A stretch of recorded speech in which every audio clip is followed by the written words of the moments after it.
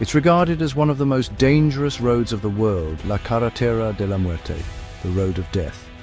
Year after year, many people die here. Some go looking for adventure, others depend on this road. For all of them, it's a risky ride. Starting in Ixmiamas, situated in the tropical lowlands, the road leads 500 kilometers up to the plateau of the Andes at almost 5,000 meters altitude. The destination is the mega city of La Paz. At the peak of the route, La Cumbre Pass, spiritual healers of Oklahoma invoke Mother Earth. Their shamanic powers are supposed to cast out negative, harmful energy. Omar has been working as a truck driver for more than 20 years now. There's hardly a single road in Bolivia that he hasn't traveled. The road to La Paz is his home route. He transports timber from the jungle, and his load weighs 25 tons. Without any incidents, the journey takes him 3 days. It's still the dry season at the end of October, so the road is quite dusty. In a few weeks, it'll start raining and the road will be drowned in mud and morass. There will hardly be any kind of movement possible, but for now the drivers are fighting the stifling heat and the dusty air. There are dangers everywhere. We must not make mistakes, or the chalk could break down. There's a lot to be sorry about when you're on the road. Anything can happen. The truck is stuck and the wheels are spinning. The truck is stuck. The wheels are spinning. It's deep, really deep. Put it in there. In there. I have to see for myself. Jaime is looking for holes in the ground and fills them up with stones. On the other side it's steep too. Put these leaves underneath. The palm leaves supply the necessary grip. Only Omar's skill and the full force of the engine can help to get the vehicle out. It rained in the morning, the road is muddy. Has to be especially careful with river courses. If water penetrated the engine, it would destroy it, and the trip would be over before it even started. Only a few roads that are passable for trucks lead through this sheer, endless jungle. The humidity of the tropical rainforest evaporates in misty clouds from the thicket. The truck feels its way through the wall of fog, with only a few meters of visibility. A collision with an approaching vehicle would be fatal. There's always fog here, always. We have to drive slow. We can't see a thing. Lies on the banks of the Rio Beni, on the inflows of the Amazon River. Trucks are waiting to cross the river here. The ferry consists of a simple wooden pontoon. The pontonero instructs the truck drivers. The crossing takes half an hour, and only 2 trucks can go on at a time. The ferry consists of a simple wooden pontoon. The pontonero instructs the truck drivers, and the crossing takes about half an hour with only 2 trucks allowed on at a time. He's responsible for bringing trucks and people to the other side safely. He's been shipping the Rio Beni for many years now, and he also knows when operations should come to a halt. This river needs a certain level. You can't always cross. As soon as the ferry lands on the bank, Juanera Arias must anchor it tightly. Iron chains will make sure the pontoon doesn't break loose when the trucks embark. The ramp consists of only 2 logs, and they have to carry the weight of many tons. It takes expertise and good judgment to position them properly. By now, Omar has arrived at the ferry, and now it's all about steering the truck across the ramp. We'll have to be very careful soon when the truck drives onto the pontoon, and it has to be driven slowly, very slowly. If he doesn't do it right, there'll be an accident, and that's bad for all of us. That's the right combination of braking and driving, so as not to push the pontoon away. Omar and the pontonero have known each other for many years, and during the ferry ride they start chatting. A truck slipped from the pontoon just this morning. It was tedious work to pull it back out. The drivers always make the same mistake. It's slippery, that's exactly what happened. The log you drive on moves just a tiny bit. There's a small margin with the gears. It's horrible. It's worse when the rear wheel spins in the other direction. That's how it slips. That's the problem. Just around the corner from where the trucks are crossing the Rio Beni, fishermen are hunting for the biggest freshwater fish in the world. Antonio Limashi and Alfonso Carvajal are focusing on the tasty giant catfish.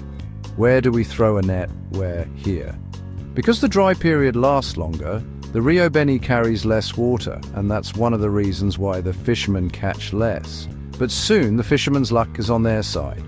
The water level should be higher, but it's low because this year it's been so dry. Unlike last year, once you'd thrown in the net, you'd have caught 4 or 5 up to 10 fish. Now it's still too drying. Omar has long left the river behind. and his path leads him across gravel roads. Omar has long left the river behind, and his path leads him across gravel roads. From the lowlands to higher regions, the road is winding, from the humid tropical lowlands to the dry high plateau of the Andes.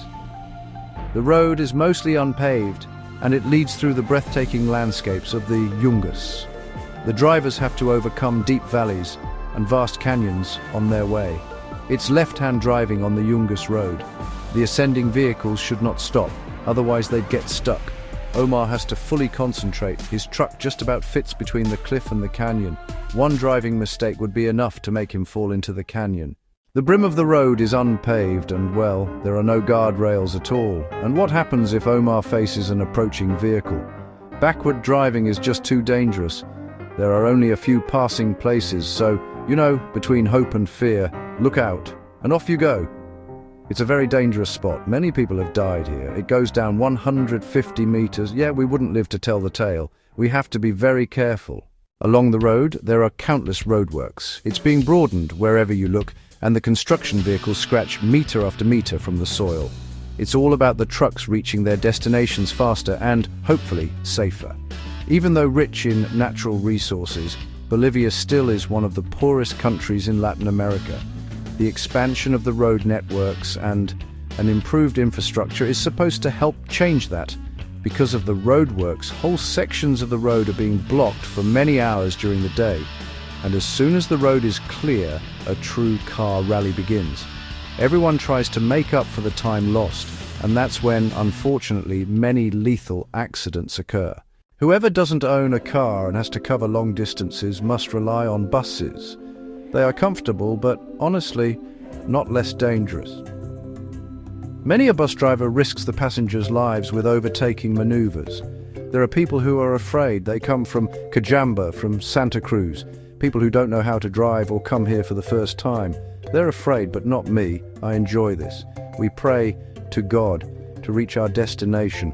My family is worried if someone from my family travels. I also worry until they've returned home safely. Fascination and fear are closely related for most passengers. They enjoy the unique view of the spectacular canyons, but often they are only centimeters away from the abyss. It goes down 100 meters or more. For whoever suffers from fear of heights, this tour will become a nightmare, even without an accident. It's so hot, let's go, Jaime, let's have lunch. What's for lunch, Donna? It's so hot. Jaime, what are we having? A full course menu. I'm starving and I need a drink. Something refreshing. We have juice and sparkling water. They are having the usual regional dish with a soup. They have an appointment with Jaime's brother. He's got a special mission for them.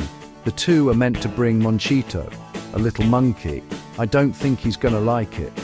I hope he doesn't freeze to death, but he has to help us if the truck breaks down, or else we run him over. Okay, we'll take him. But Monchito likes the trip, and Omar and Jaime can finally relax for a bit. But the ease of life as a truck driver doesn't last for long. But I think we have a flat tire. One of the overused tires has peeled itself when it was stuck in the mud. Obviously the rubber mantle was destroyed by the spinning. It's the tire, damn, a piece got torn off, no rubber left. You can even see the thread, a piece is missing. We need to change the tire. Luckily the nearest garage isn't far off.